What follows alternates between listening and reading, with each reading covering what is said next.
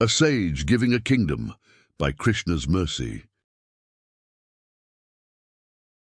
Balkal Bhushan Phalasan Trin Sajja Drumpriti, Tinha Samayan Lanka Dai, Yah Raghuvara ki Riti.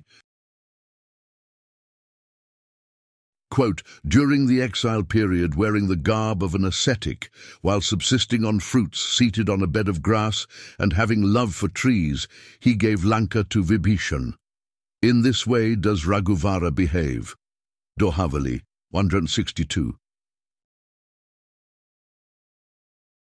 Spread across countless generations, this one fear has been shared by parents both wealthy and poor alike. Whether they were familiar with the traditions of Sanatana Dharma, in firm belief of the continuation of the existence of the soul and the potential to alter the destination of the individual after death, or insistently dismissing the entire proposal as mythology and folklore, the parents worried that their children would turn into sadhus.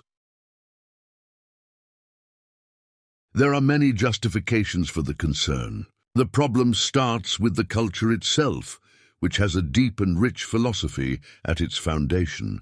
Known as Shastra, or that which governs and corrects, the books of highest repute contain such profound wisdom that the honest person spending even a little time reading or hearing rethinks their entire approach to life in the aftermath.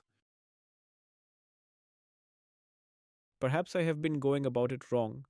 This whole time I was focused on advancing. I wanted to grow, but the higher I have gone, the more miserable I have become.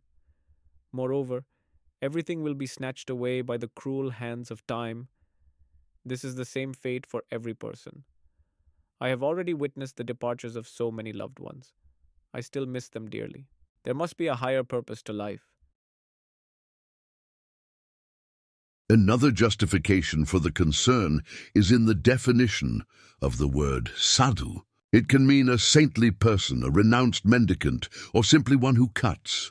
In the context of a concerned parent, the sadhu is a beggar by occupation. It is voluntarily accepted. Rather than their child prodigy gaining admission into medical school or training to become the next great engineer, they will sleep on the streets, wearing hardly anything, and supposedly be happy with nothing. If the child should happen to pursue this direction, the parents are now left with a bigger problem. Who will take care of them? Where will the support come from? How can the parents retire unless there are grandchildren around? How can the family name carry on through succession if the latest generation is intent on renouncing the world? It is within such a discussion that we can highlight the glories of Sri Rama, the eldest son of King Dashrath. During a particular time of his manifest Leela, in Vishnu descending to the mortal world to play the role of a human being, Rama was happy, living with practically nothing. Goswami Tulsidas gives an overview of the general conditions. Garments to identify with the sadhu occupation. Instead of a costly cushion, a simple mat made of straw on the floor for sitting. Living on fruits and roots and staying near trees. Apparently, those trees were dear, Priti, to Rama. He was completely satisfied in the self, Atmaram, during this period of time. As a person with nothing, Rama was able to give everything to someone else. He made Vibhishana the king of Lanka. This was the ceremony that took place, but Rama is Satya Sankalpa. If he desires something, no one can stand in his way. The potential will turn into reality. Vibhishana became king through Rama, and he would ascend the throne at a later time. The devotees of the Lord are equally as potent. They can live in the same kind of happiness through having very little. They can also be devoted while having a lot.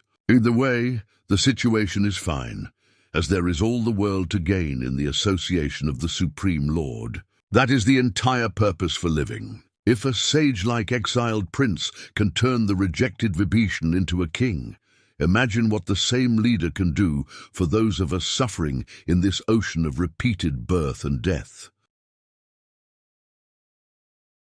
In closing,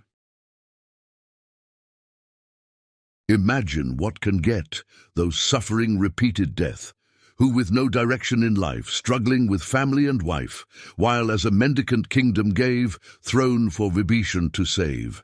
The most I have to gain, by Rama's company to retain.